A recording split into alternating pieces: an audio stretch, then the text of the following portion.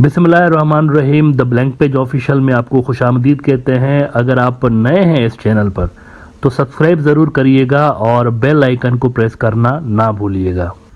मित्रों, आपने एक वर्ड सुन रखा होगा, जजीरा।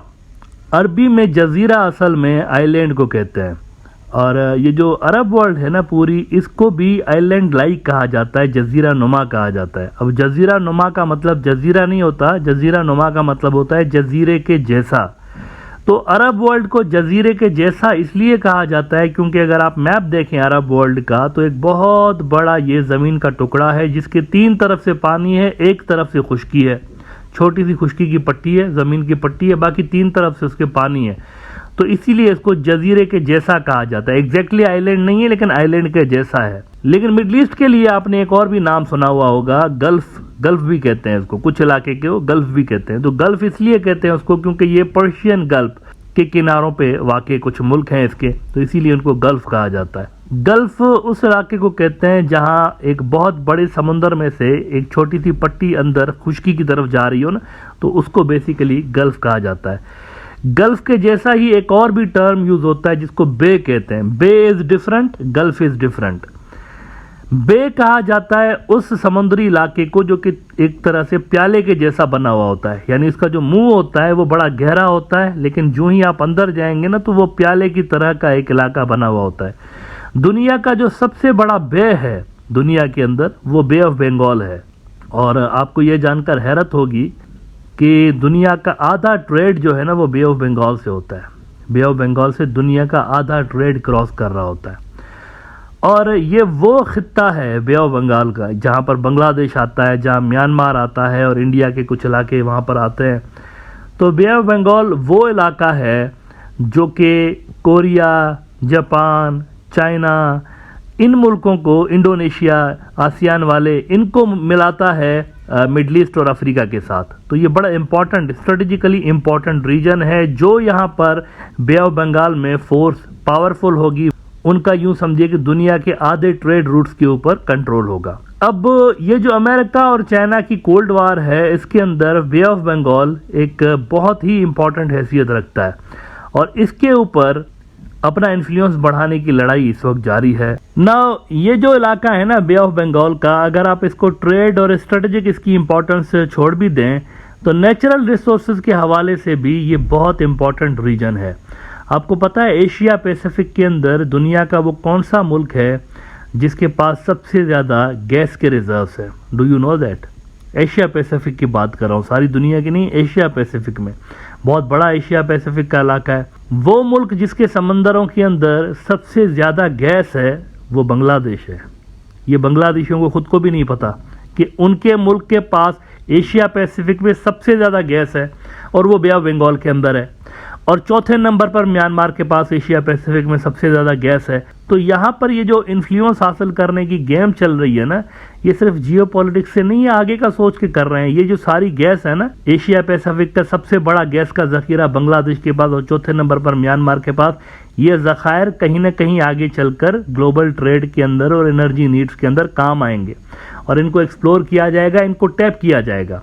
हो सकता है आप में से बहुत सारे लोग इसका रेफरेंस जानना चाहते हो, तो मैं पहले इसका आपको रेफरेंस दे दूं। मैं यहाँ पर कोट कर देता हूँ यूरेशियन टाइम्स को।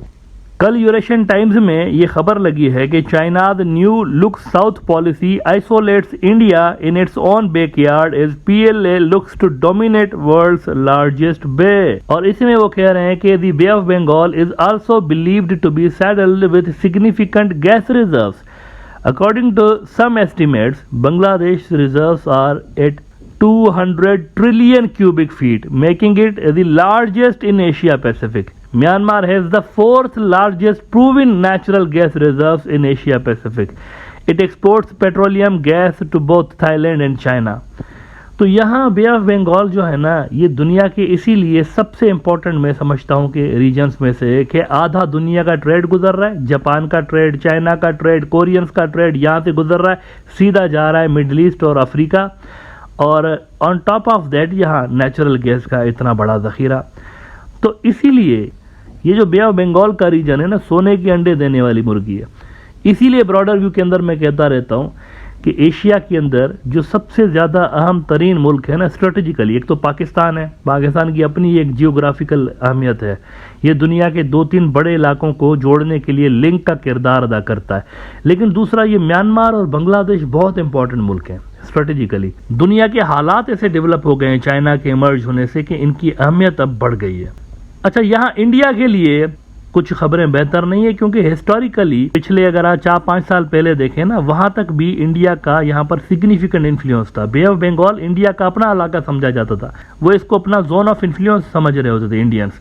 लेकिन वो धपड़दूस हो चुका है, उनका जो जोन ऑफ इन्फ्लुएंस था वो खत्म हो चुका है, उनकी इन्फ्लुएंस यहाँ पर गिर गई है, चाइना आ गया यहाँ पे।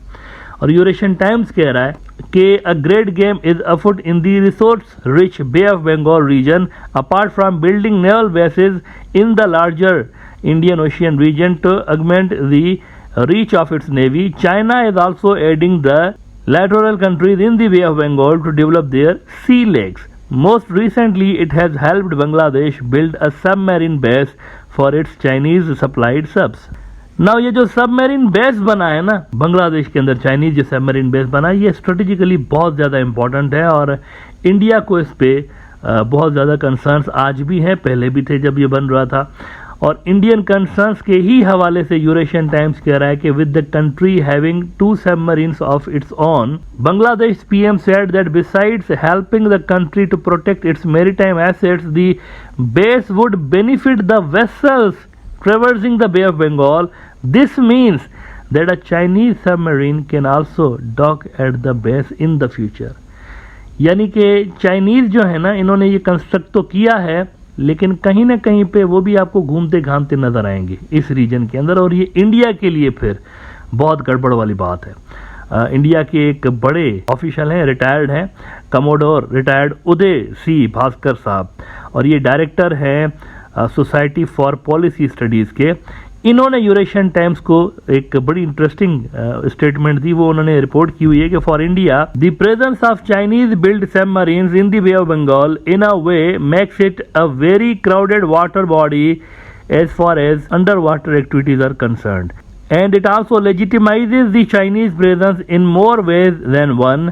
It complicates the under water picture for India. तो अब ये सूरत हाल है इस वक्त बे ऑफ बंगाल की कि यहाँ पर गैस है, यहाँ पर ट्रेड है, और यहाँ पर जियो पॉलिटिकल जो लड़ाई है ना, अखाड़ा बन गया। अब ये जियो पॉलिटिकल इन्फ्लुएंस अपना बढ़ाने के लिए अखाड़ा बन गया लिटरली। वो रिंग होती है ना जिसके अंदर रेसलिंग हो रही होती है, तो बे ऑफ बंगाल इस वक्त रेसलिंग की रिंग बना हुआ है, और ये गुज़श्ता 4-5 सालों के अंदर हुआ है। पहले इतना ज़्यादा यहाँ पर वो खींचातानी आपको नज़र नहीं आती थी, अब हुआ है पिछले 4-5 साल से, खास तौर पर जब से जो चाइनीज़ BRI बनाए ना, तब से लेकर ये एरिया जो है वो बहुत इंपॉर्टेंट हो गया है।